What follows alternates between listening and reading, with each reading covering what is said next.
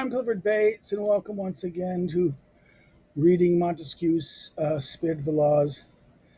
Today we're looking at Book 29, which is the middle book in Part 6.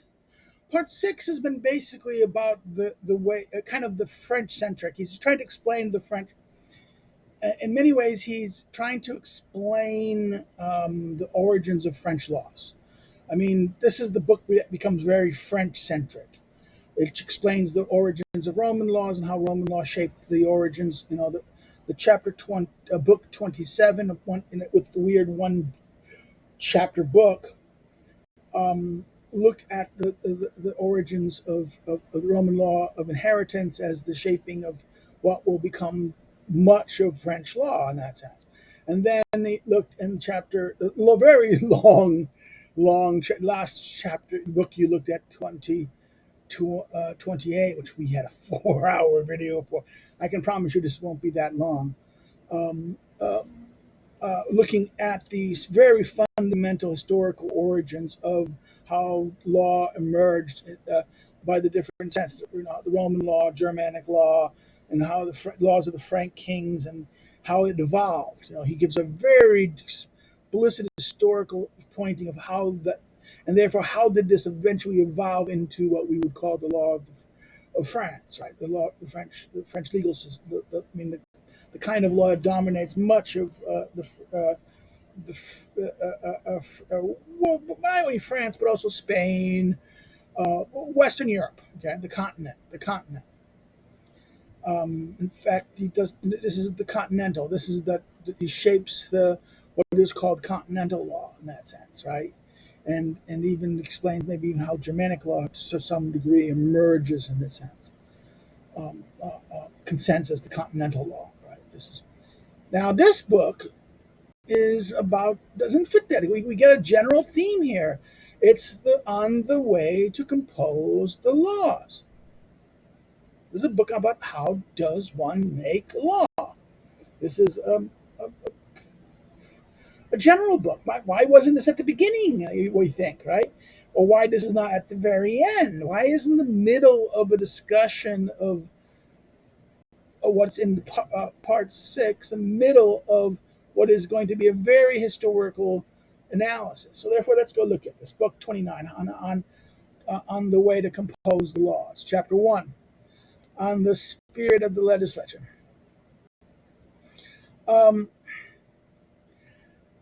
I say it, and it seems to me that I've written this book only to prove it. The spirit of moderation should be that of the legislature. The political good, like the mortal good, is always found between two limits. Here is example. So therefore, he makes a point that this is, I've written a book only to prove this idea. The spirit of moderation should be the spirit of the, and that the political good, like the moral good, is always found between two limits.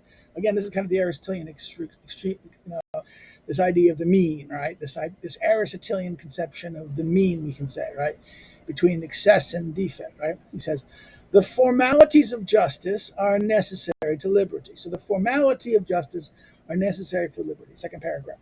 But their number could be so great that it would run counter to the end of the very laws establishing them. Semicolon. So therefore, okay, the formalities of justice are necessary for liberty, but the number of those formalities can be so great that they could end up the very laws establishing them, they would end up countering them. Suits would be interminglable. The ownership of goods would remain uncertain. One of the parties would be given the goods of the other without examination, or both would be ruined by the examination. In other words, the quest for justice, if it's done simply by procedures, by doing it, define what is just, right, ultimately could destroy, these things, right? Destroy even though the formalities of justice are necessary for liberty, the actual formalities of justice could actually lead to like setting things right. All these things would undermine of this. That's the danger. Justice and liberty.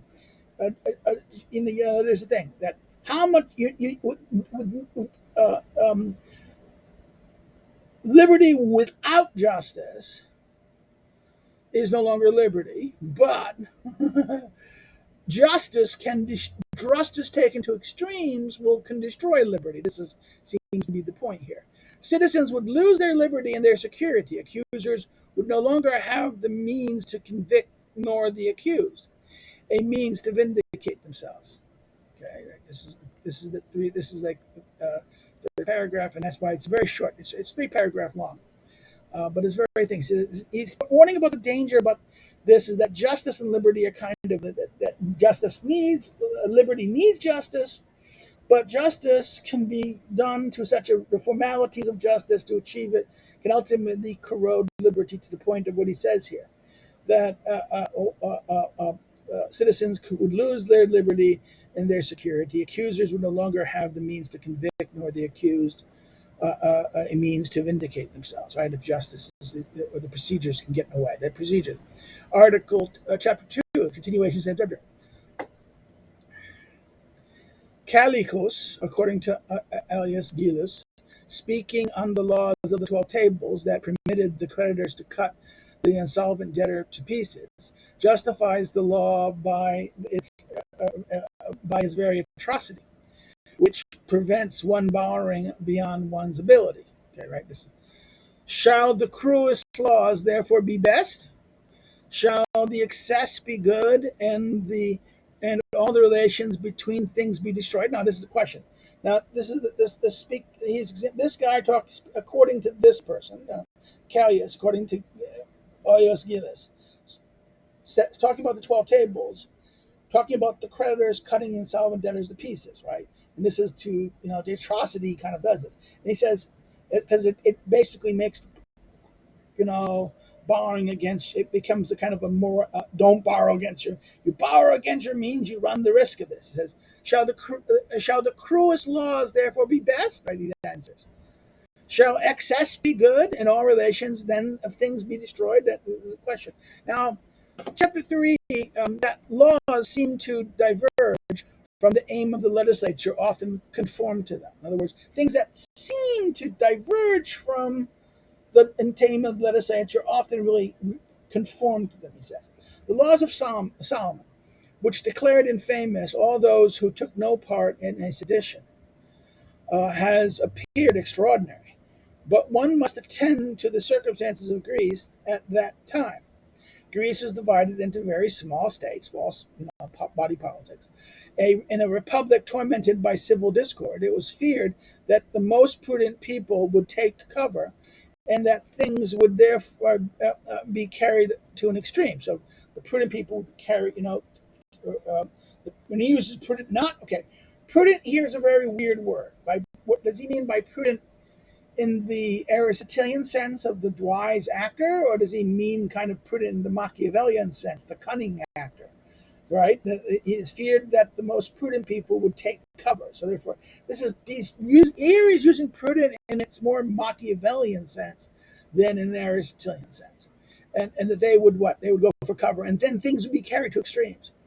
In the sedition that occurred in these small states, the bulk of the towns entered in a quarrel or began it. In our great monarchies, the parties are formed by a few, and people want to lead a life of inaction. In this case, it is natural to incorporate the seditious men into the bulk of citizens, not the bulk of citizens into the seditious men. In the former, the small states of wise and tranquil people must be made to go among the seditious men. Thus, it is that the fermentation of one's liquor can be checked by a single drop of a different one. In other words, that the fermentation of one liquor can be checked by a drop. This is like cocktails, right? A martini, right? The gin plus a little bit of vermouth change the drink, right? Particularly when it's cold, right? That's the magic of cocktails, right? Well, that's what he's saying here. That therefore, the logic Solon's argument that people must, if in a sedition, you must take part. You can't be neutral. You can't be set. Because if you be neutral, then what happens is the conflict never ends in that sense. And what you now do, you want it to be end, right? You want it to end. You want it to basically have one side a winner, and then everyone joins the winner. Uh, uh, uh, so what happens here is, but that makes sense in that sense for the smallness of the thing. But because but in the large monarchies of our time, the large scale political communities of our time, the monarchies, large entities, not everyone is going to be active in politics. It's a very small percentage. And this is the problem in a lot of participatory democracy thinking, because we always assume that there's going to be the same level of participation in the ideas of the Greek world that gives us participation models, because they're small political entities. And therefore, it makes sense that the size allows for that participation. Now, if you get into big, huge population, I can't see my arms. Um, Population things, you're not going to have that same degree of people participating. Therefore, you need to have to do the opposite. You need to, like it says, you need to incorporate the seditious men. In this case, it is natural to incorporate the seditious men into the bulk of citizens, not the bulk of citizens and the seditious men. In the former, the small number of wise and tranquil people must be made to go along with the seditious men. Thus, it is in that fermentation, he says, right? That this is how it. Now, chapter 4, on the laws that run counter to the aim of the legislatures. Therefore, some things we think don't really, doesn't make sense that we're doing it, but we do it because it does make sense. Okay? And the reason why it does is because of that. Now, he's saying on laws that run counter to the aim of the legislature. There are laws that the legislature has understood so poorly that they are even contrary to the end that he himself proposed. Now, so therefore, there's badly constituted laws. There's laws that are done; it doesn't make sense, but it really helps it. The other chapter here, it's about that there's laws simply going to be badly. The guy didn't, the lawmaker didn't really understand what he wanted to do with it. In other words, he so poorly understood so poorly that they're contrary to the end that he himself proposed. Those who established for the French that when two of the claimants to a benefice die, the benefice remains with the survivor, doubtless sought to quell disputes. But on the contrary effect, contrary effects result from it. One sees ecclesiastics like mastiffs attack each other and fight to the death, right? So therefore, this is unintended consequence. This is the thing about unintended consequences, right? Is one thing is that you make a law, but then there's unintended consequence you didn't realize it was going to have, right? That's nothing. Continuation of this for chapter 5. Continuation, same subject. The laws I mention shall, in other words, the laws I shall mention occur in this oath that has been preserved to us by the Aeschylines. Aeschylines, let me see, please. Yeah, this is the false legation, right? That Aeschylines, the false, or on the embassies, right?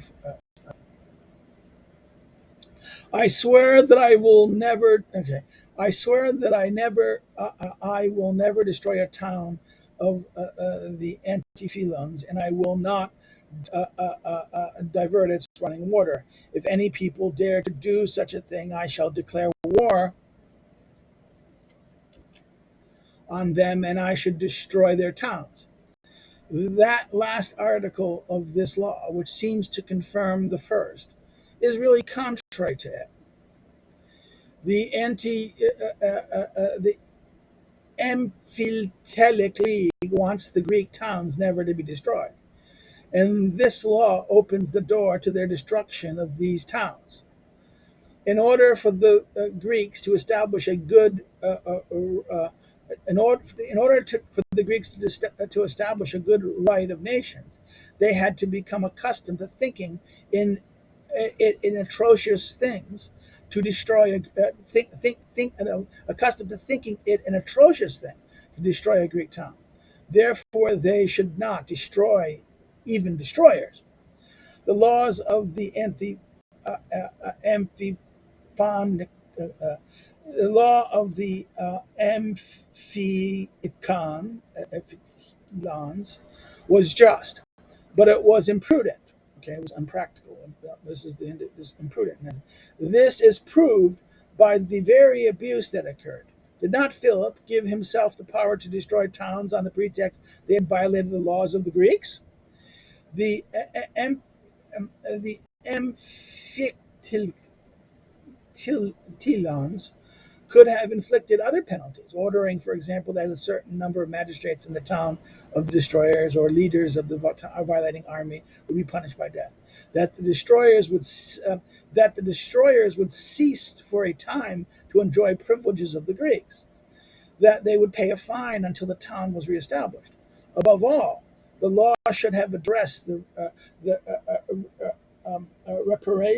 reparation of damages. Now, this is the point: is that this law, really kind of like, that they make this law, but wait a minute, but this violates the whole spirit of the law in that sense, right?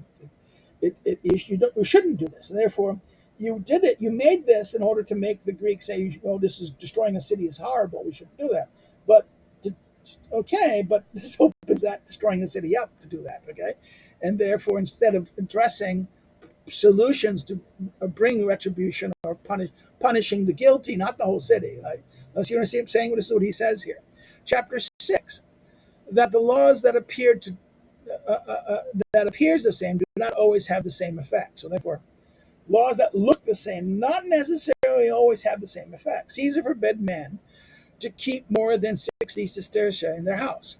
In Rome, this law was regarded as quite proper for reconciling debtors and creditors, because by obliging the wealthy to lend to the poor, it put the latter in a position to satisfy the wealthy, right? To satisfy the wealthy. Similar law made in France at the time of the system. Right? The system again is the Lowe's system. Okay, this is like I forget. If I'm understanding correctly, John Law's model, the bubble, finance, special capital finance, was catastrophic. This is because the circumstances in which it was made were frightful. After removing all the means of investing one's silver, even the recourse of keeping it at home was taken away. This was the equivalent of taking it away by violence. Right. This C point. See Book 22, Chapter 10, right? Um, Caesar made his laws so that silver would circulate among the people. The ministers of France made his so that silver would be collected in a single hand. So the end goes. This looks like the same thing, the same law, but one did that's silver circulating the economy, and this one put it all in the single hand of the king or it was more done taking away by violence. It was like equivalent of taking away by violence. The first gave lands or mortgages on individual for silver. The second offered for silver bills that had no value and which could, by their nature, have none, because his law obliged no one to take them. Right. So that's chapter 7, continuation on the same subject. Necessity for composing the law as well. In other words, it's a continuation of this and the necessity for composing the law as well. The law of ostracism was established in Athens, Argos, and Syracuse. In Syracuse, it produced 1,000 ills because it was made without prudence. Again, this is weird. Prudence here is a different. See, this is the double meaning of prudence here. This is interesting. In this book, we've used prudence. But we see the double meaning of prudence. The first meaning is kind of cautious, but here again maybe it has the same sense. Is it wise or cautious? Is it both? See, this is the double side. This is the two-sided aspects of Montesquieu, the Machiavellian and we can say the quasi things that point to Aristotle, but also point to Machiavelli. The two-sided. In fact, we can even say that with Machiavelli that there's something in Machiavelli. If you look back, those of us who study politics, the middle books of the politics, will see something very close to Machiavelli. So there's nothing shockingly new. If you read Book 5 of the Politics, there's nothing really shockingly new in Machiavelli. There are things that are new in Machiavelli, but it isn't the things we normally about power and things. Some of these things are kind of alluded to or addressed in Aristotle in Book 5 and other writings. Sometimes they're silently addressed, but or addressed it in the implications, but they're there. So therefore, we have to look at this and say that okay, that there's other. Now he's trying to say this now, and this is why this word prudence. Prudence is kind of like, what do we mean by this? So again, Syracuse, it was 1,000 ills because it was made without prudence. The principal citizens banished each other by holding a fig leaf in their hand, so that those of some merit no longer took a part in public business. In Athens, where the legislature felt the extension and limits that he should give to his laws, ostracism was a remarkable thing. Only a single person was subject to it. There had to be a great number of votes, that it was very difficult for one to be exiled unless his absence was necessary. In other words, he compares first the Syracuse model was very easy. Everyone can do it by just doing this like this, and then this was excluding the principal citizens could be excluded from political public business. And the Athenian motion was only 51 person, and it required such a high threshold to do it. It was usually necessary, right? One could banish only every 5 years. Indeed, as soon as ostracism was practiced only against a great type of persons who inspired fear of his fellow citizen, it should not have been an everyday business. In other words, the purpose of it should have been, in other words, it was a good law if it aimed at this, but everyday business, it becomes abusive. And that's also true about anything like something like the British concept of the British law, English law, sorry, not British law, English law of what do you call it? Not ex post facto. I don't know. Basically, legal killing of people. I'm blanking on it. I know what it is. This is blanking on it. That the U.S. Constitution forbid. Now, the reason why it's reasonable in England was that there were hereditary lords who were outside the scope of the normal courts. In America, these people did not exist, not yet. Today we can say, the Hillary Clintons and people today are the Bidens, and these people tend to be above the law, and therefore maybe we need to. In other words, what way have we, once we've established an aristocracy that's above the law, then you have to bring in what the English had. Oh, come on!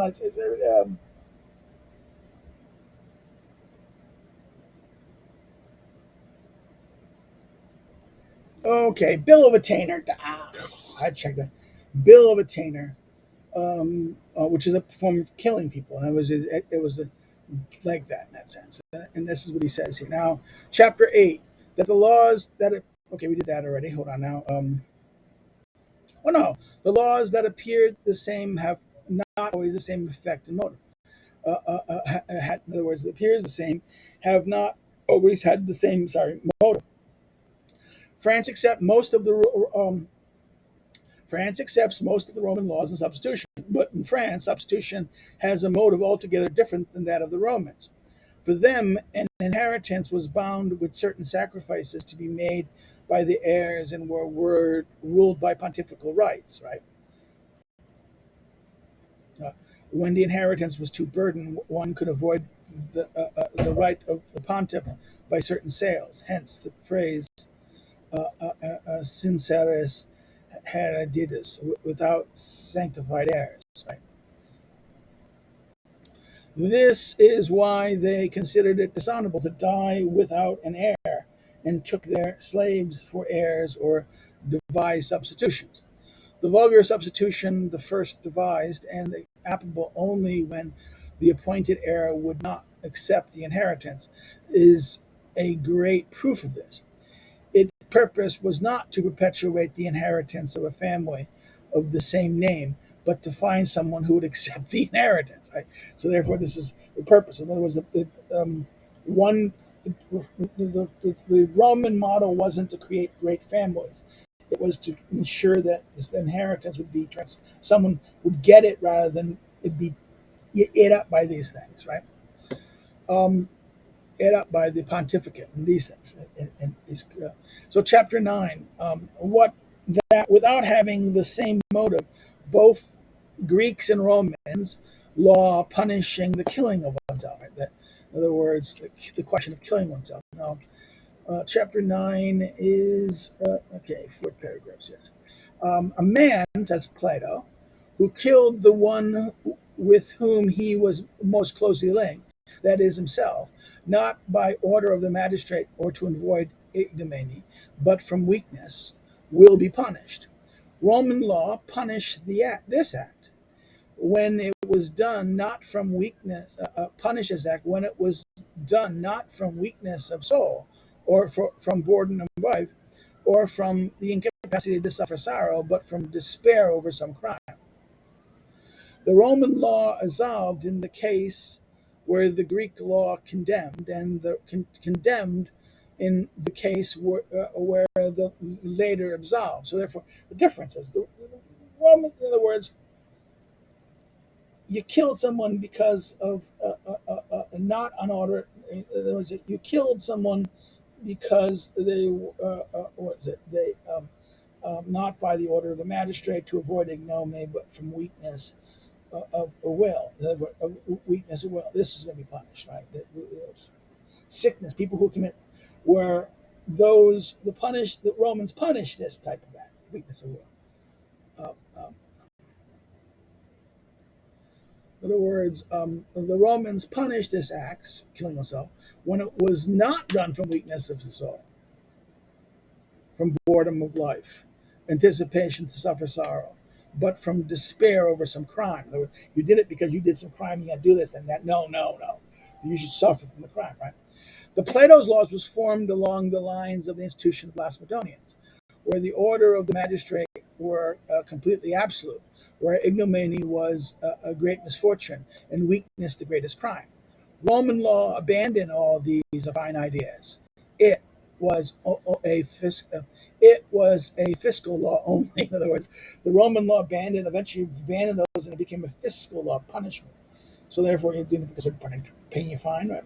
At the time of the Republic, there was no law in Rome punishing those who killed themselves. This act is always taken in stride by the historians, and one never sees a punishment for those who did it. Right. So therefore, in the Republic, we don't see this. Right. At the time of the first emperors, the great families were constantly exterminated by judgments. The custom of preventing condemnation by voluntary death was introduced. It offered a great advantage. One gained the honor of a burial and the execution of one's testament. This came from Rome's having no civil law against those who killed themselves. But when the emperors became avaricious,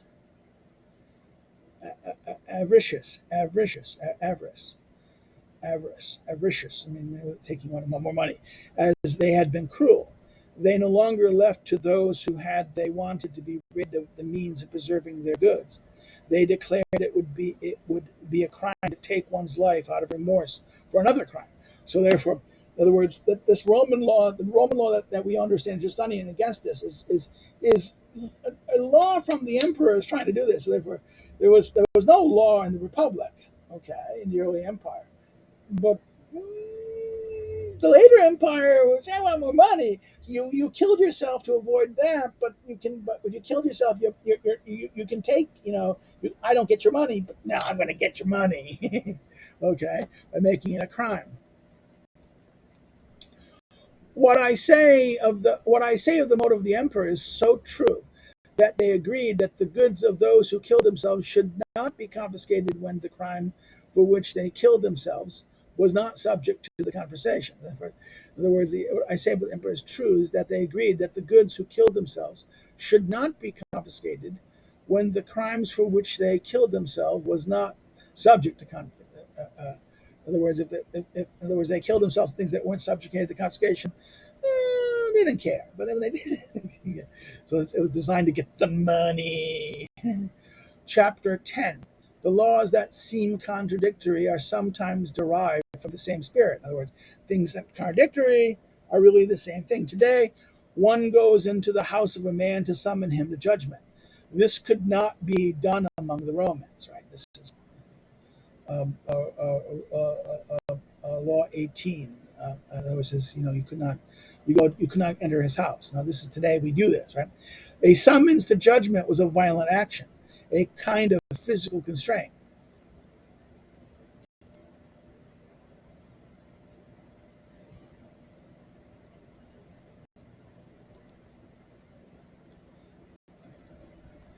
He hastens to court. This is why one would not summon to judgment those whom a certain respect was owed. In other words, this was summons to judgment are not. This was like a kind of it's original Roman summon to judgment was people in other words, you wouldn't if you had some respect for the person or a certain status, you would not use this. Okay, as someone was a violent action, a kind of physical constraint, and one could no more enter the house of a man to summon him to judgment than one can today go into the house to physically constrain a man condemned only for civil debts. The Roman laws and ours equally admit that the principle of each citizen's house is a sanctuary, and that he should not be done violence in it. In other words, this is the old one. Now, this is no longer true. I don't think. You know. In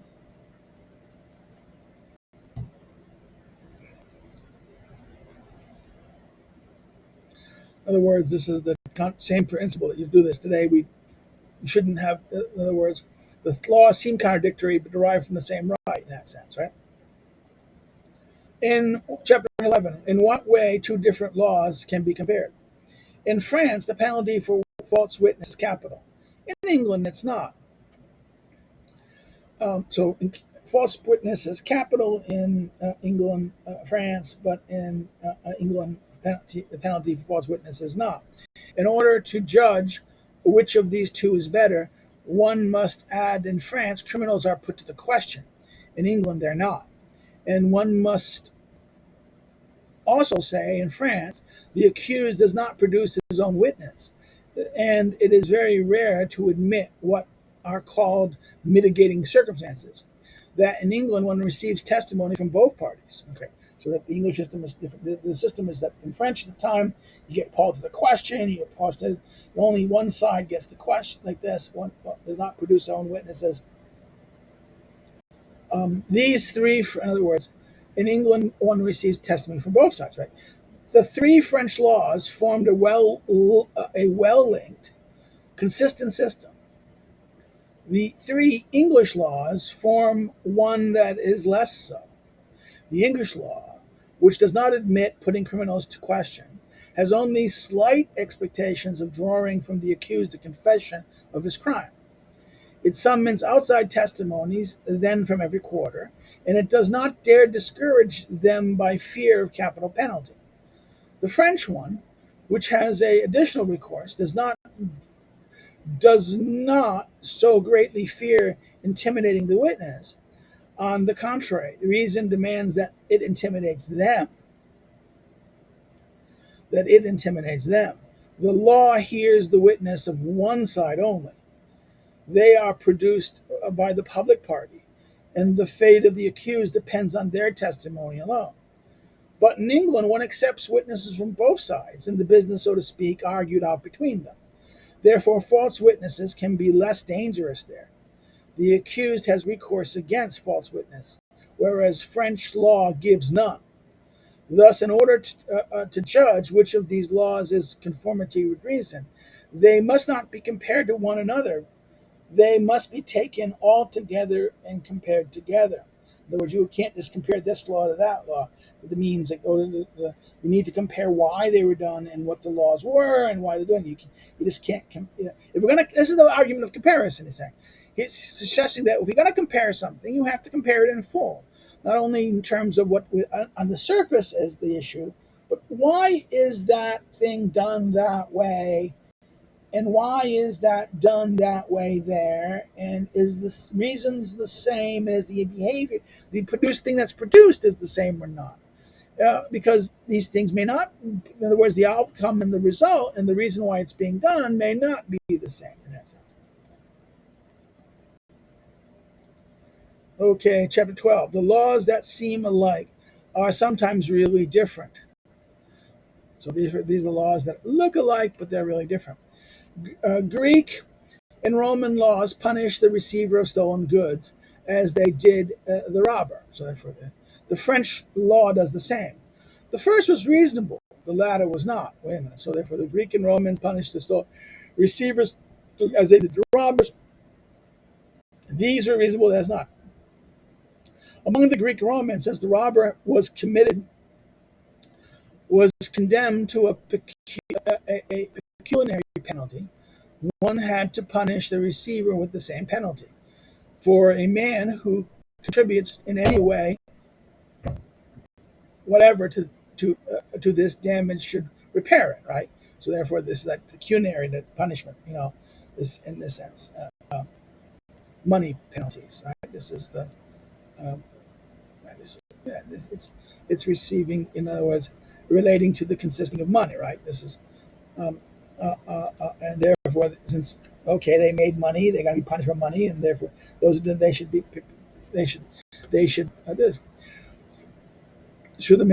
for a man who contributes in any way to this damage should repair it, right?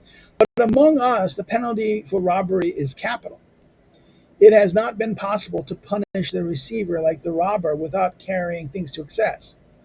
The one who receives stolen goods can on 1,000 occasions receive them innocently.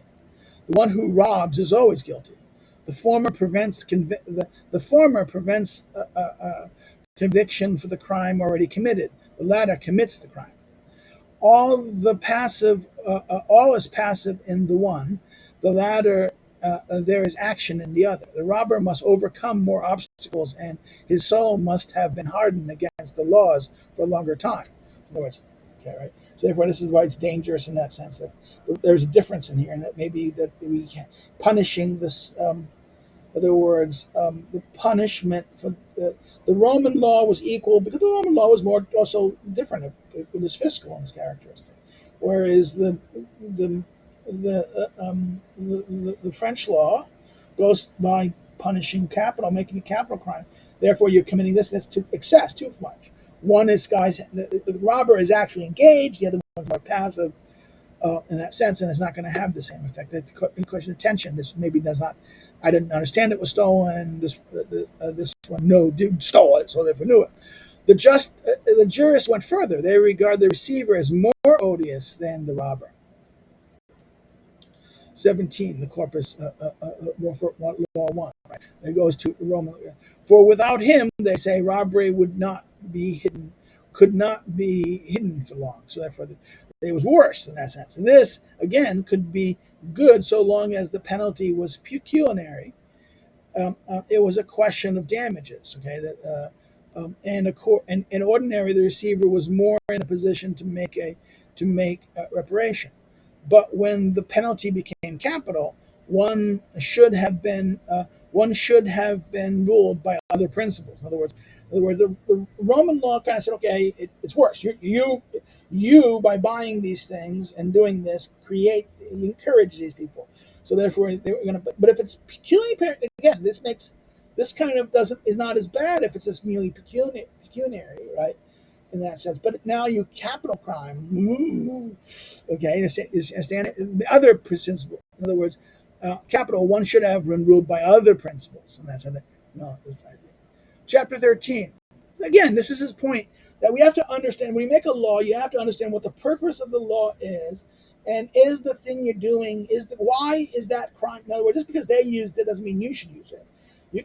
The reason why you should do something should make sense towards what your aim is trying to do, what your thing is trying to accomplish. Chapter 13, that laws must be separated from the purpose for which they are made. Hence, on the Roman laws, those laws must not be separated from the purpose for which they are made. On the Roman laws about robbery, so it's going to continue on robbery. Now, this is interesting. He's going to go. That is the thing. That laws must not be separated for why they're made. In that sense, right? This is 13. When a robber was caught with stolen goods before he had put them where he had decided to hide them, it was called a manifest robbery among the Romans. When the robber was discovered only afterwards, it was a non-manifest robbery. So therefore, this is the tension. If I caught you with the goods, and then I caught you after, a manifest versus that. The laws of a table ordered that a manifest robber be whipped and reduced to servitude if he were an adult, or only whipped if he were not an adult. Um, it condemned the non-manifest robber only to paying twice the value of the stolen thing.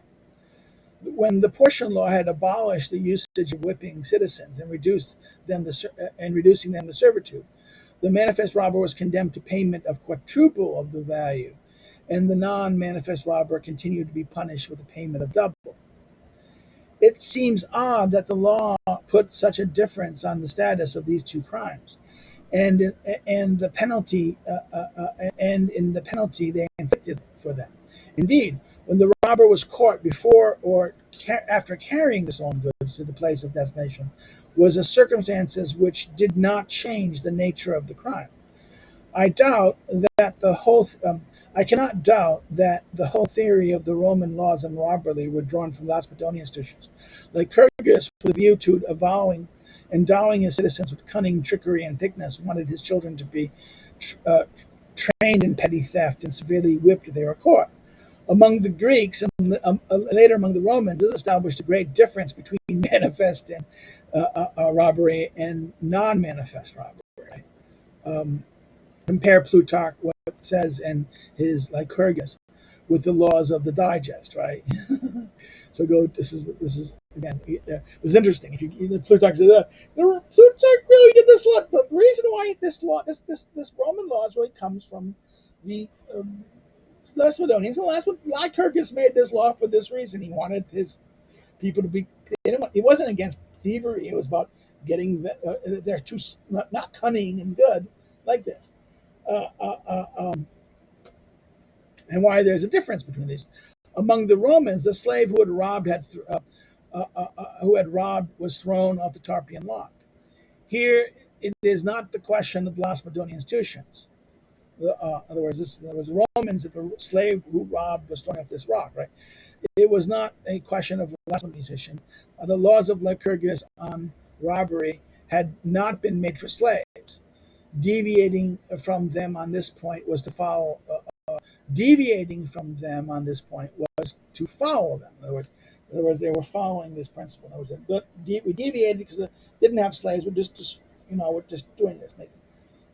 In Rome, when someone who was not of age was caught in a robbery, the praetor had him whipped at his will, as was done in Lacedaemon. All this came from a more distant past. The Lacedaemonians had drawn these usages from the Cretians, and Plato, who wanted to prove that the Cretan institutions were made for war, cites this one. The faculty of bearing pain in individual combat and in petty thefts have to be concealed, right? And it has to be concealed. They have to make them tougher, right? This is you're whipping the young and they get caught because you're making them tougher. Civil law depends on political laws because they are made for one society. It would it would be well if, when one wanted to transfer a civil law from one nation to another, one examines beforehand whether they both have the same institutions and the same political right. In other words, you have to be careful because you take a law from this place and this place. Are they the same? Are these things the same? And again, this is like this. Something done here for this situation may not this thing and this thing done in this environment with these people and these structures will behave not necessarily. This thing done this way does this, but this thing done in a different environment with different people with different things would be something different. He's saying, okay, it's not going to. So you have to make sure beforehand that they have both of the same institutions and the same thing. Make sure they. Okay. Thus, when the laws of robbery were passed from the Cretans to Lacedaemonians, as they passed to them along with the government and even the constitution, these laws were sensible for one of these people as they were for the other. But when they were carried from Lacedaemon to Rome, they did not find the same constitution. They were always foreign to it and had no links with the other civil laws of Rome. So therefore, this is something different. In other words, this was some alien to this, and therefore this. In other words, he's saying that when it was kicked to Rome, this principle was making the Rome, but this was different. It didn't have the same effect. It had a different effect. Chapter 14. The laws must not be Okay, 14. The laws must not be separated from the circumstances in which they were made. So you cannot, we must not separate laws from the circumstances in that sense, right? An Athenian law wanted an Athenian law wanted all the useless people to be put to death when the town was besieged, right? Okay, this is 21. Those useless on account of age are to be killed. Um, kill the old people of this siege. And this was an abominable political law, which was a consequence of the abominable rights of nation. Among the Greeks, the inhabitants of a captured town lost their civil liberties and were sold as slaves. The capture of a town brought about its entire destruction. And this is the origin not only of these unyielding defenses and unnatural actions, but also the atrocious laws that were sometimes made. So therefore, because the city was going to be done, we have to, had to defend and okay, but these people are going to not be able to defend the city, and they're going to eat up the food, and therefore we better kill them because otherwise we will all suffer, right? The good of the many outweigh the good of the few, right? The Roman law wanted doctors to be punished for their negligence or incompetence, right? This is in this case, they condemned the doctor to deportation when his rank was somewhat elevated, and when his rank was somewhat elevated, and condemned him to death when his rank was lower. It, in other words, the doctors are punished in that sense. That in other words, that you're going to be punished. That if you're status, you go, you're deported, and here you're killed, right? It is otherwise in our law that way. It's flipped. You say that the higher person is killed and the lower person is may be deported, right? Otherwise, in our law, Roman laws were not made in the same circumstances as ours. In Rome, those who wanted to meddle in medicine did, but among us, doctors were obliged to study and to take certain degrees. So they are deemed to know their art. In other words, in that sense, know their art. The knowledge is here, and you've done it. You've entered this, and you know this art. So therefore, if you're, if in other words, your higher rank, you're going to be punished for it, right? Chapter 15. That it is sometimes well for a law to correct itself. In other words, it is sometimes well that a law corrects itself. Right? The law of the 12 tables permitted one to kill someone who robbed at night, as well as someone who robbed during the day, who, upon being found, put up a defense. But it wanted the one who killed the robber to cry out and summon the citizens. And this is a thing that the law, which permits one to do justice oneself, should always require, right?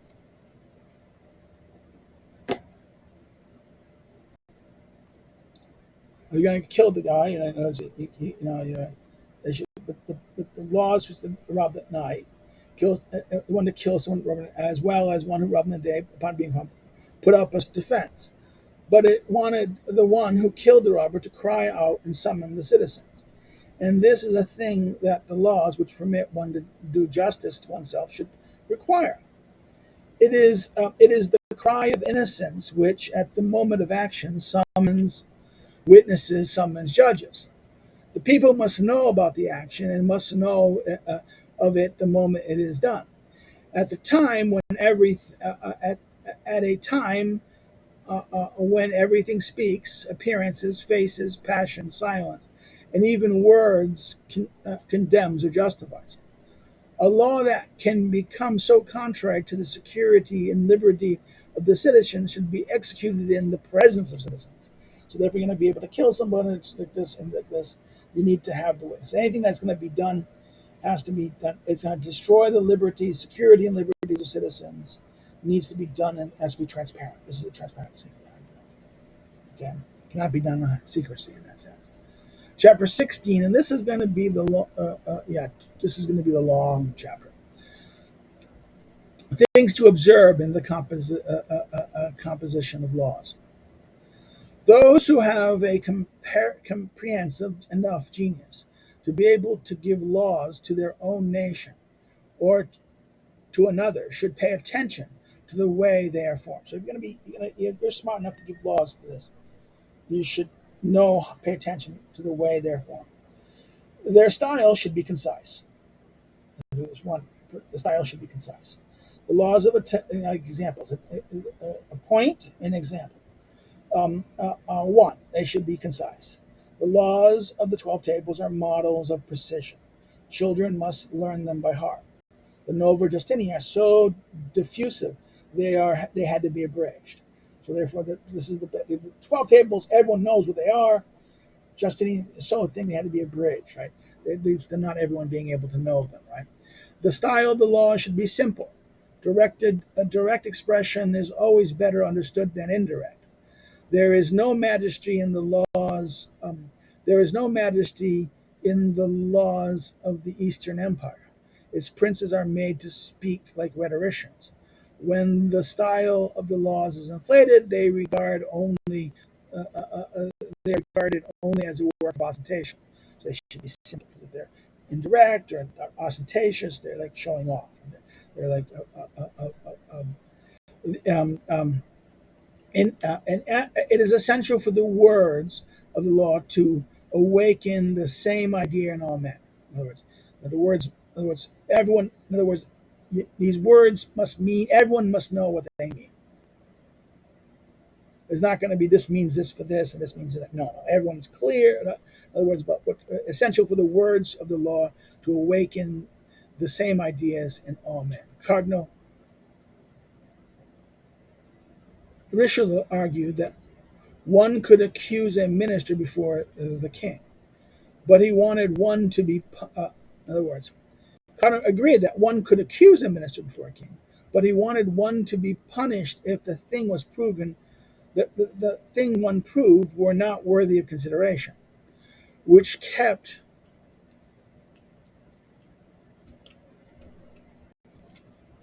everyone from speaking any truth whatsoever against the minister, because what is worthy of consideration is entirely relative, and what is worthy of consideration for one is not for the other. So therefore, this is this is that mean everything the same.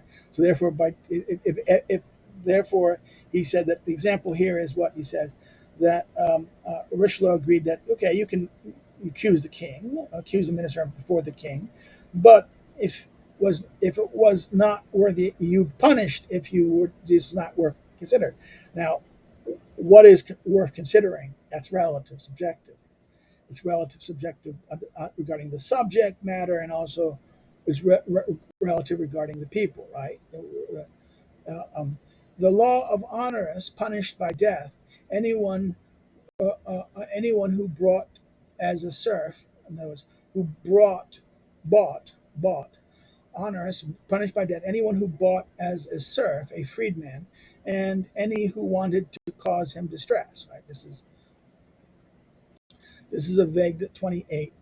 Again, this is or whatever might wish to disquiet one who had been granted emancipation.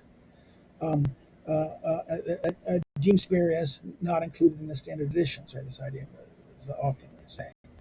But this is important because this is another example of what is done before. He said principle of first Rochelaw and all this, right?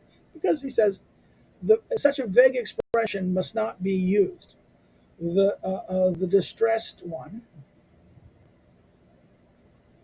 the distressed one causes the distressed one causes a man depends entirely on the view of his sensitivity. So a very sensitive person. Oh my God. So therefore, in other words, and anyone who wanted to cause him to. So therefore, it's like, in other words, free man, any kind of things. Oh my God, no. So it's saying it's how sensitive you are. It's not everyone's not the same thing. Sensitivity was a relative concept. Not everyone is clear. But what does sensitive mean? What does this mean? But the first thing is that if you bought a freedman, right, bought a serf as a freedman, and any who wanted to cause him distress, treat him in distress, right? Um, when the law has to impose some measure, one must, as much as possible, avoid doing so at a price in silver. Okay, so there was something at very high costs in that sense. When the law has to impose some measure, one must. In other words, the law do something that imposes a measure. A measure here is not the penalty. This is like um, French word for vexation, meaning a kind of tax, although we use that as harassment. In other words, this is not a punishment. This is like um, you have, in order to accomplish, to execute the law or regulation, you have to the burden to do this, some some monetary burden in that sense, right, or some excessive burden from that is avoid doing so in the price in silver, right, the cash, right. Labor, okay, making people do labor, okay, but you have to pay for it, okay, that's a tax. A thousand causes change the value of money, and with the same denomination are no longer the same denomination are no longer one no longer has the same thing. One knows the story of the impertinent man in Rome who slapped everyone he met and had them given the 25 sous of the laws of the table, who slapped everyone he met and gave them given the 25 sous of the laws of the 12 tables, right? Again, this is 29. Hold on. This is from account of that, right? This is the example. Okay. When the idea of a thing has been well fixed in the law, one must not return to vague expressions. In the criminal ordinance of Louis XIV, after the enactment, the exact enumeration of royal cases, the words are added, and those the royal judges have judged in all times. This brings back arbitrariness that has been left behind. So therefore, there was this last thing that brings an arbitrariness that the ordinance, the criminal ordinance gave this like specificity, but then all of a sudden this last line, and those the royal judges have judged by all times, bring back arbitrariness into the system. Charles VII says that he learns that party. Okay, Charles the Seventh says that he learns that parties um, make an appeal 3, 4, 6 months after the judgment, contrary to the customs of the countries of customary law. Right, 31. The ordinance of Montel, and he brings that much to the ordinance of this. He orders them to appeal immediately unless there is a fraud or deceit by the prosecutor, or a great or obvious obvious cause to take up the appeal. The conclusion of this law destroys its beginning, and it is destroyed so well that subsequently one pursued appeals for 30 years. Right, this is that weird thing. Um, the ordinance of 1667 was made about this. Right, you had to do this in that sense. Okay. So that you did this, why you did this for this reason, so that you kept on, it would appeal forever and ever and ever. That doesn't make sense. This is why we do this. The laws of the Lumba did not want a woman who had taken the habit of a religious order. In other words, it does not want a woman who had taken the habit of religious order, though she had not taken her vows, to be able to marry. Right? This is the Lombards. Right? For it says, if a spouse who has engaged a woman to himself only by a ring cannot, without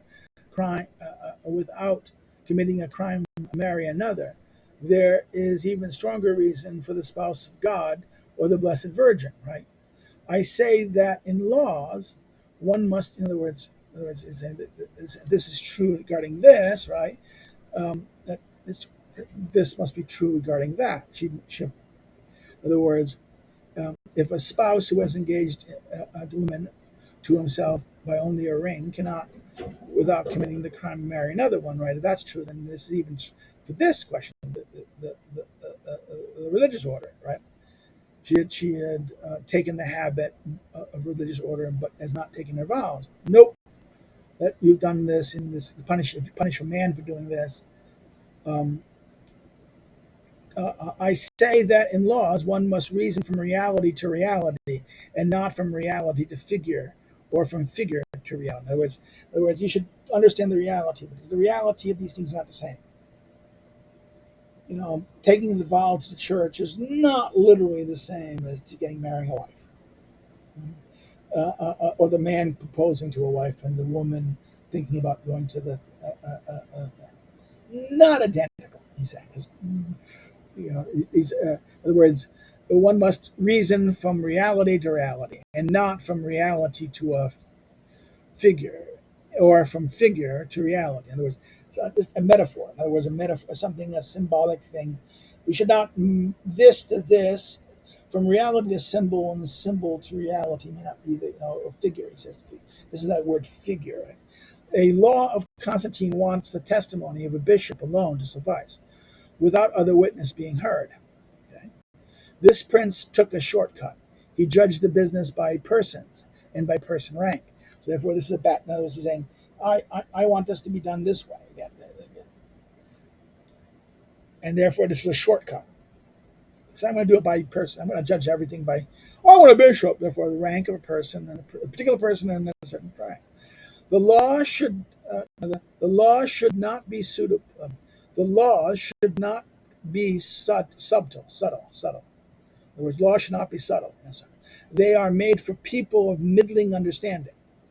They are not an art of logic, but of simpler reasoning, of the father of the family. So therefore, don't make them complicated. He's saying don't make them don't make them subtle and complicated that you need experts of law to do this.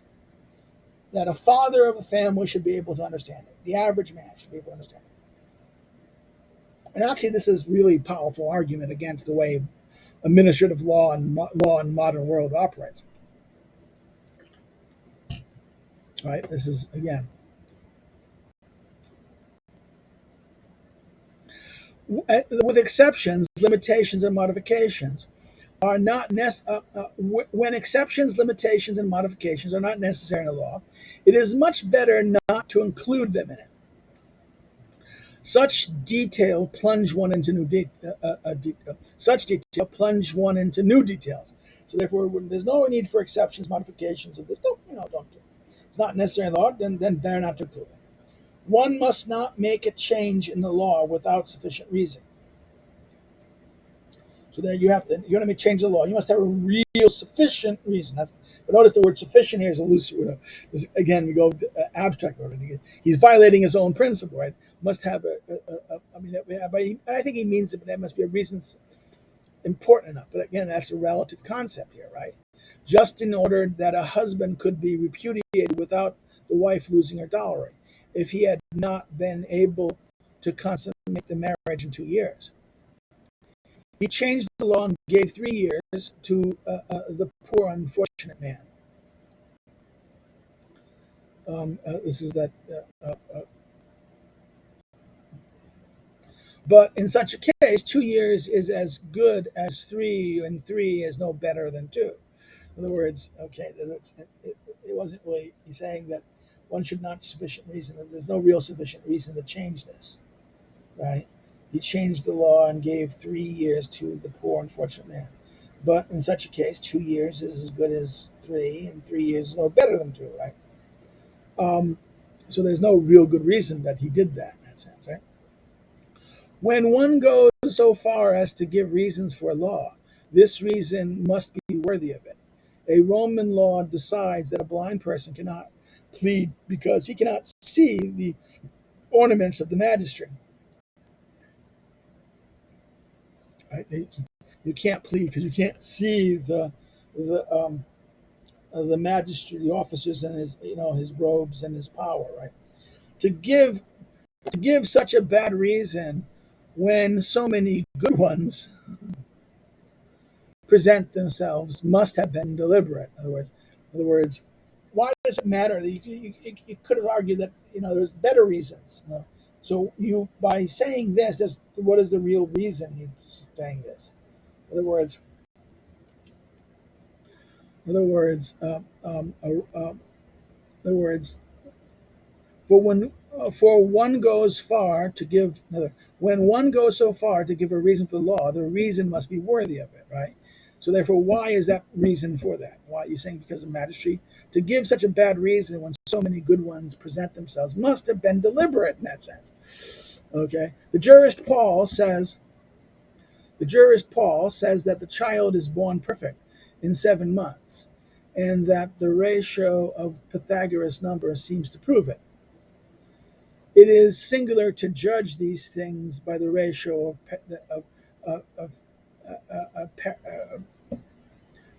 Pythagorean numbers. Pythagorean numbers, right? So therefore, Paul says that a child is born in 7 months, and that the ratio of Pythagorean number seems to prove it, and that this number, right? This is okay. What is this? The word reason here is both a reason and ratio, right? This is the reason of this number, the ratio of it, right? He goes, now what is Y39? Let's look at number 39. And again, this is Paul the Sigmatarian. So therefore, some jurists have said that when the king acquired a country, the churches there became subject to the right of regal, because the king's crown is round. Okay. I shall not discuss at all the rights of the king, or whether in this case the reason of the civil or of the ecclesiastic law should yield to the reason of the political law. But I shall say that such respectable rights should be defended by serious maxims. In other words, again, this is the reason. You've got this reason: the king country, when the king acquired a country, the churches shall be subject to the right of the regal king. All right, because the king's crown is round. Now, I'm not going to say anything about the laws. But I shall say such a respectable right should be defended by serious maxim. Who has ever seen the the real right of rank founded on the configuration of the sign of that rank? In other words, the right of the rank is therefore, in other words, wait a minute, the right of the rank is based because of the sign of the rank. It should be my right. I should be everything because it should be because as my Davia says that Charles the Ninth was declared of age in the Parliament of Rouen at the beginning of his 14th year, because the law wants one to reckon the time from the moment to moment when the restitution and administration of the ward's goods are concerned. But where the acquisition of honor is concerned, it regards the year begun as a year completed. So therefore, this is this year, this is a completed year, right? He goes, I take care not to censor the provision which does not yet seem to have drawbacks. I shall only say that the reason alleged by the Chancelier d'Hospital was not the true one. The governing of peoples is far from being only an honor. Okay, in other words, it was not only an honor. He was doing it because he wanted to keep power, right? He wanted to keep that. This is that was 14, and the words that Charles was declared at Parliament at Rouen at 14th because the laws wanted to reckon the time from one moment to the other, right? The rewards of the goods are concerned. But where the acquisition of honor is concerned, it regards the year begun as a year completed, right? Now, I'm not going to censor this provision, he says, as not to have drawbacks. But the reason is not what he says it is. Not, of honor, right? It's in the matter of presumption. In the matter of presumption, that that of the law is better than that of the man. So if we're going to have a presumption of something, and let's say we understand what presumption means here. Okay, let's go to a definition to make sure so we understand that, right? The idea that is taken to be true on the basis of a probability, a behavior perceived as arrogant, disrespectful, but is an idea that is taken to be true on the basis of something of something, right? Something that's being said, or in that sense, all right. The law is better than reason. A presumption is something, assertion, right? An assertion or a claim or something. French law regarded is better that of law is better than that of the man, the will. Again, this is reason versus will, right? French law regarded as fraudulent all acts done by a merchant in the 10 days preceding his bankruptcy. So therefore, in other words, the 10 days before his bankruptcy, this was fraudulent. This is a presumption of law. So law, in other words, we don't know the will, but we know the law. The law says, in other words, he says that in French law, that, okay, you're going to be insolvent, you're going to claim your bankruptcy, but then 10 days before that, well, anything you do then, those 10 days are probably fraudulent in that sense, right? There's a presumption of law. Roman law inflicted penalties on the husband who kept his wife after her adultery, unless he determined to do so from fear of the outcome of a suit or from neglect of his own shame. And this is the presumption of the man, right? This is, in other words, he's giving the presumption of law that we do it the 10 days before that. Roman law inflicted penalties on a husband who kept of this, unless he determined, in other words, after adultery, unless he determined to do so from fear of the outcome of a suit or neglect of his own shame. And this is the presumption of the man. The judge had to presume the motive of the husband's conduct and determine if, by the very obscure way of thinking, in other words, determine it by the very obscure way of thinking. When the judge presumes, judgment becomes arbitrary. When the law presumes, it gives a fixed rule to the judges. So if the man, in other words, this is the danger saying that if you have to understand the man and I have to judge your motivations, this becomes arbitrary. But if the law gives a rule, in other words, it gives a fixed rule to the judges. So this is not arbitrary.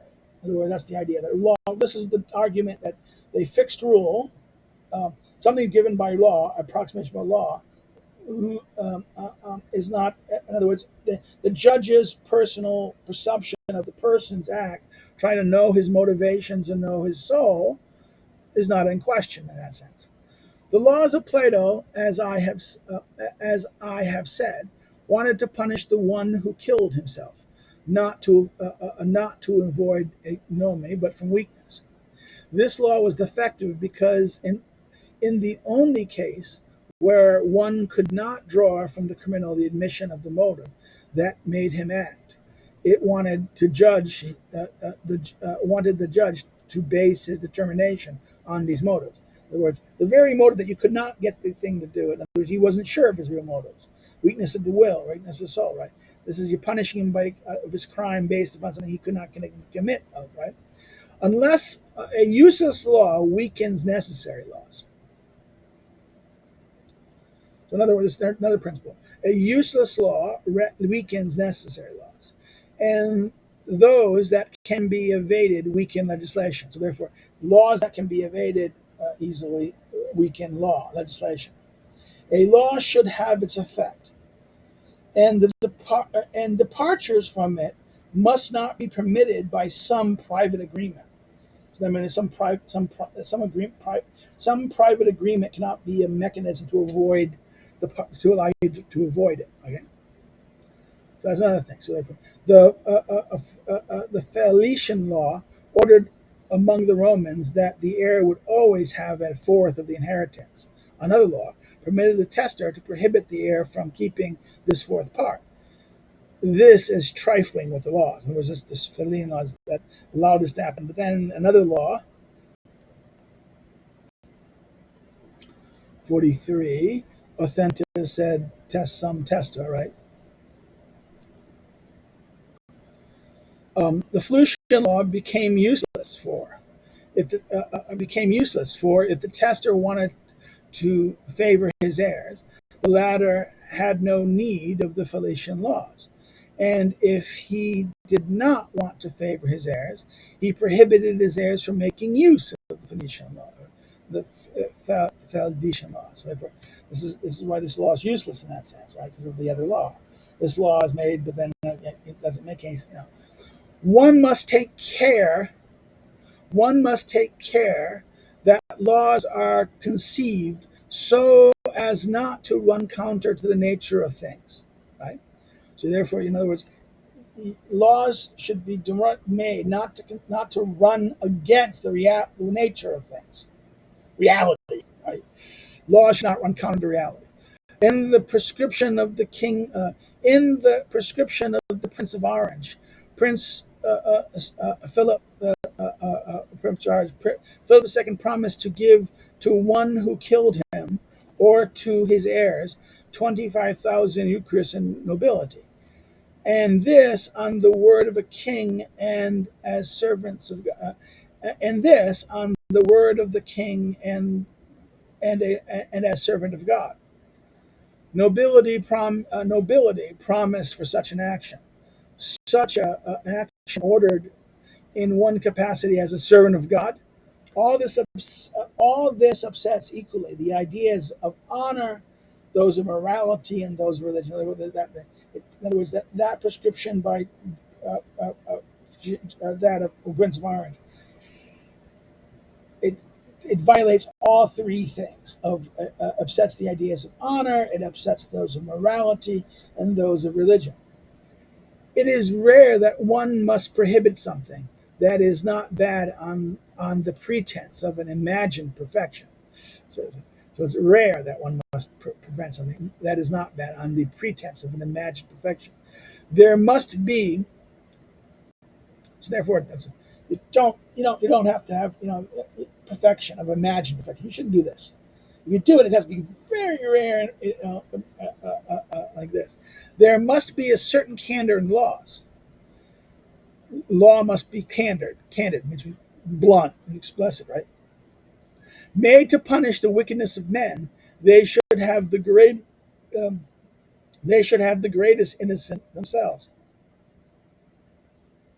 So therefore, they must be candid, not deceive, not be done just for They must be, because they're punishing the wickedness of men. They're supposed to be set to correct it, right?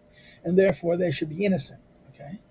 One can see in the laws of the Viscoughs that ridiculous requirement by which the Jews were obliged to eat everything accompanying the pork, but not the pork itself.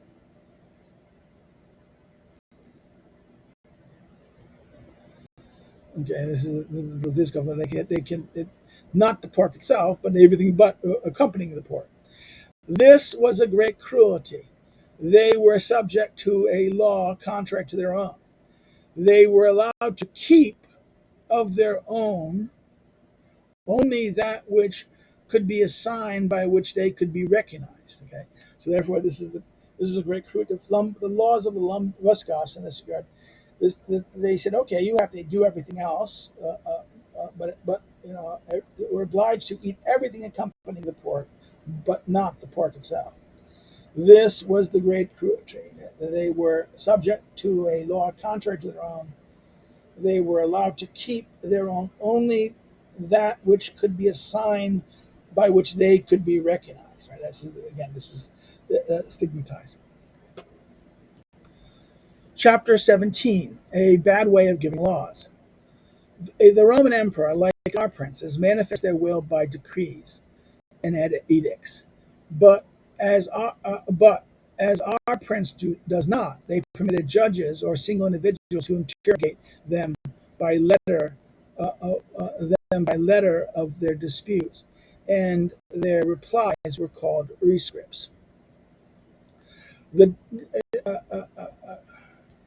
the decretals, the paper concerning the decrees of canon of the popes, are properly speaking rescripts.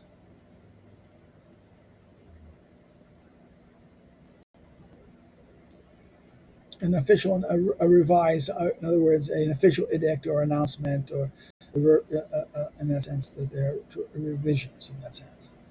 So therefore, by letters on disputes and their replies were called respect. The judges and the people could interrogate them by letters, and their replies were then were like, okay, adding further information about it, right? Um, um, the Pope, in this sense, what they do is that are similar in this way. The Pope and the decrals of the Pope are, properly speaking, receipts in that sense. Um, one sense, one sense is that this is a bad sort of legislation. In other words, one sense is that this is a bad way of legislation. In a sense, it shouldn't. The judge should not be. In other words, it should not be our opinions about something should not be then therefore law. Okay. In other words, the Romans, the comments back became law. The church, the Pope does this the same way, right? Those who demand laws in this way are bad guides for the legislature. Whereas this is not. This idea. The facts are always poorly presented. Tejan, says Julius Capellinus, often refused to give these sorts of recepts, so that a decision, and often a particular favor, would not be extended in all cases. Macrinus had decided to abolish all these rescripts, 46, right? He could not suffer one to regard as law the responses of Commodus, Carius, and all those incompetent princes. Justinian thought otherwise, and he filled his compilations with them. So therefore, this is one judge. There's not a common principle here. This is a bad thing in this sense. That treat these things as though they're the same as law. I would want those who read Roman law to distinguish well these sorts of assumptions from Senate consults, plebiscites, general constitution of the emperors, and all the laws founded on the nature of things, on the frailty of women, on the weakness of minors, and on the public utility. In other words, whatever these things says, these things cannot overrule these things, he's saying. I want those who read Roman law to distinguish between those sorts of assumptions. Between these, in other words, distinguish well these sorts of assumptions from the Senate consult, the plebiscites, the general constitution of the emperor, and all the laws founded on the nations of things, on the frailty of women, on the weakness of minors, and public utility. So, in other words, you have to be careful about these things. You have to always tie them to the reality of the thing. Chapter 18. The idea of uniformity. On ideas of uniformity. Sorry, on ideas of uniformity. I'm tired. Okay, I'm really. There are certain ideas of uniformity that sometimes seize great spirits, where they touch Charlemagne, but that infallibly strikes small ones. In other words, they have uniformity that speaks great spirits, but that infallibly strikes small ones. They find in it a kind of perfection they recognize because it is impossible not to discover it. In the police, in the police, the weights in the police, or the same weights in commerce, the same measures in the state, the same laws, and the same religion in every part of it. So therefore, they want there's this kind of consistency, right? They want a uniformity. They want regarding in police the same weights, the same things are being weighted. In commerce, the same measures, the same state and the same laws, and the same religion in every part of it, right? But is this always and without exception appropriate? Is the ill of changing always less than the ill of suffering? In other words, everything you do, change is going to cause an ill, something bad. The cost, right? The cost. In other words, is the cost, in other words, the ill or cost of something suffering it, changing it, versus the same. Is the ill of changing always less than the ill of suffering? And does not the greatest of genius consist rather in knowing in what cases there must be uniformity, in which there must be difference? So therefore, in other words, okay, we have to know where is uniform. First of all, are all ills or costs the same? No, they're not going to be the same. The negatives, the ills and costs, are not going to be identical. They're going to be varying. So therefore, suffering something versus changing it, the costs are going to be different. They may not be this that the cost of changing is always going to be less than the cost of changing it may cause more problem things that happen, right? So, and then we have to know when is uniformity is necessary. When is uniformity necessary where appropriate, where it's not appropriate, right? Um, in China, the Chinese are governed by Chinese ceremonies, and the Tartar by Tartar ceremonies. They are, however, the people of the world which most have tranquility in their purpose.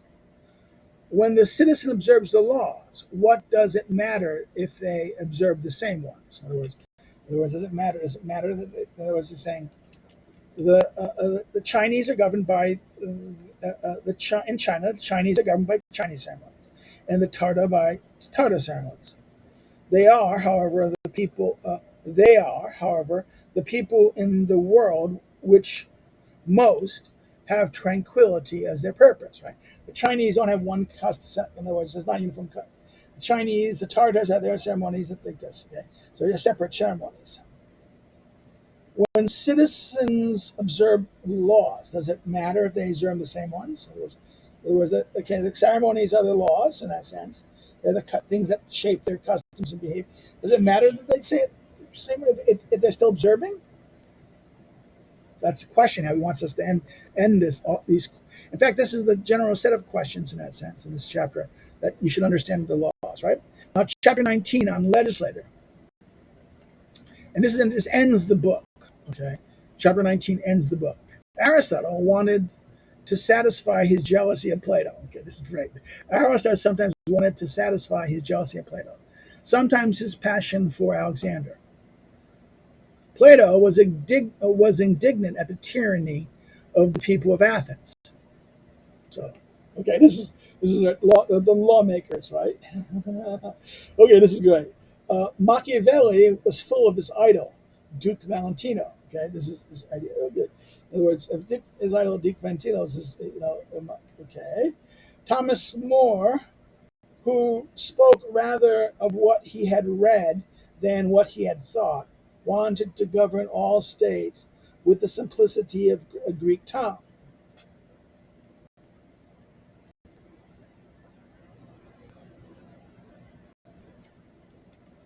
His utopia, right?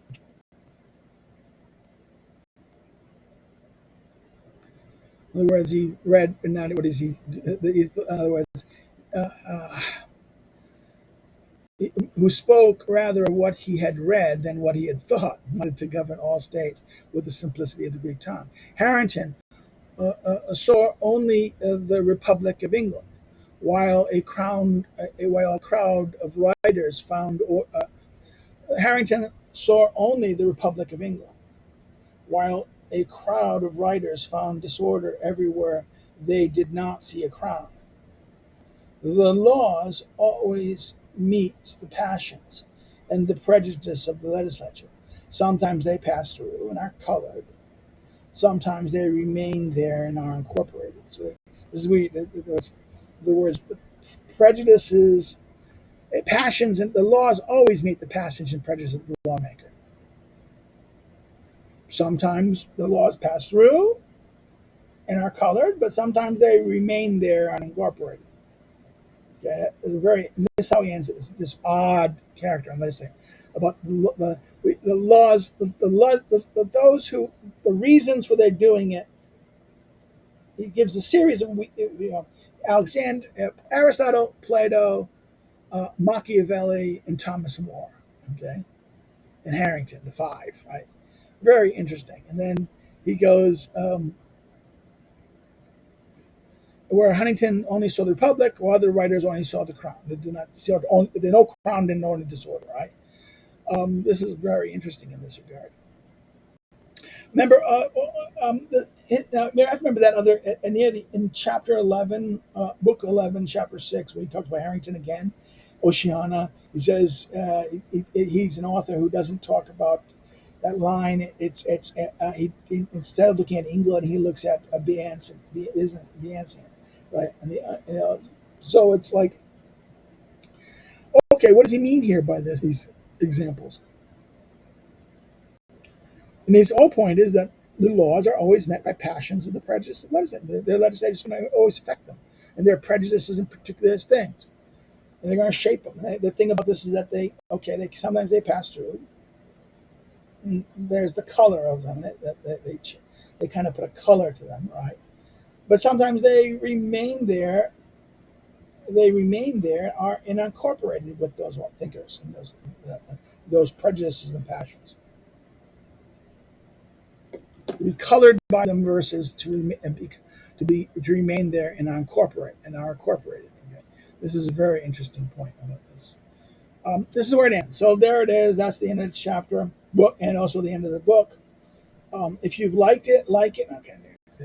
So hold on. If you've liked it, like it, share with a friend, pass it around to someone else, bring their attention to it. It's let's. If you've not subscribed, subscribe. Okay, I forgot something. If you have any questions, please put the questions down in the bottom, and I will respond to them when I see them. And please, if you have any questions about this chapter, it's a very odd chapter for where it is located, but it's a very good chapter from general points. It's a very general chapter. This is a chapter that people like normally. But okay, we'll skip those. Okay, this is more like general theories. Okay. Again, like I said, like it, share with a friend. If you're not subscribed, subscribe. Let's grow the channel a little bit. If you didn't like it, you can always say thumbs down, but say why in the comments. You can follow me on social media. The links are below. You can also follow. I have my academic links there too. The different academic social media sites and information about who I am. Another thing is, if you want to help me with what I'm doing financially, you can do so through Subscribestar and Patreon. Of course, you have. Yeah, but not over there. Why did you know? Okay. Why are you doing this? I'm doing it for. I'm doing these things already. So why should I pay you to do something that you're not going to give me something for? Okay. Okay. Maybe just help. If you don't want to do that, you can always like I said, you can always send me money, PayPal, or but that's like I said, it would be useful to help. So you're rich, how do you have all that stuff? Why don't we need your money for? Well, because this does consume time, and I'm not as rich as I would like to because my inflation, particularly in Europe. Okay, but that's it. Or the other way you can help is by buying one of my books. If you bought them already, then I can buy them again. Buy them for a friend. Buy them for a gift for somebody. Be interested in these things. The Lulu book is my workbook is I get more money from it, but the other things are okay. I'll get something. Not always. Not Warszawa University Press thing. I haven't gotten much money. I haven't gotten anything from them from that. But that the LSU book does make money for me occasionally. Not a lot, but something. Lulu is better, but people have been buying it because it's still too expensive. I understand, $30. Okay, that's it was. The publishers wanted even more. That's why I did it where I did it.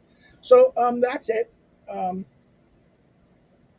Again, this is Monday, Wednesday. We have two more of these chapters from Montesquieu books, book 30 and 31, which ends Montesquieu Spirit of Laws, is part 6. Again, this is next week. You'll probably be doing the next week that we'll finish this up. I will probably be turning to social contract. We'll see how I do it. Or I might turn to something else. We'll see how this works. Um, and that's it. On Tuesday, Thursday, again, Monday, Wednesdays was this on Montesquieu, and Tuesday, Thursday we'll do Schmidt. We'll finish this week. We'll be finishing up Schmidt's legality and legitimacy, and then Friday we'll do something on. I think this Friday is going to be a special one because I have a comment from someone on Facebook that normally he's a pain in my ass. So he always has what I call Trump derangement disorder or conservative derangement disorder. This is the first time he asked the okay. Most of his questions are kind of like annoying and stupid. Like, why are you talking about this? This is not relevant to this discussion area. And it's saying, "Oh, you right wingers are dumb. Trump is a criminal. And, how come you're doing it? You're just bad." Or this kind of stupid. Or Scalia is a moron. You know, conservatives are stupid. This kind of I troll. It's provocative behavior. But this time he sent me a question that was fair. That because I was just picking on him. I was sick and tired of his posts, and I was saying, you know, I do my when I see someone who's trolling, I don't or someone who's in a discussion group that brings something that is completely off topic or just trying to provoke something. My attitude about it is saying, "Oh, you're just a moron. Go away. Shut the fuck up." And this time he's doing it. This I think this is my upcoming thing. Where I'll be responding to his little question about my Aristotle. Why do I think Aristotle argue on democracy, and why is my criticism of contemporary democracy is it based on this or some other reason? So it's a fair question. So a fair question deserves a fair answer. But I'm doing it. I just didn't have the patience to do it on that. I'm going to do a video. I said it'll be my Friday video. Okay. So therefore, that's it. Well, take care. I talked more time I wanted to talk on this. See you guys later. Have a good thing and have a great day. Take care. Bye bye.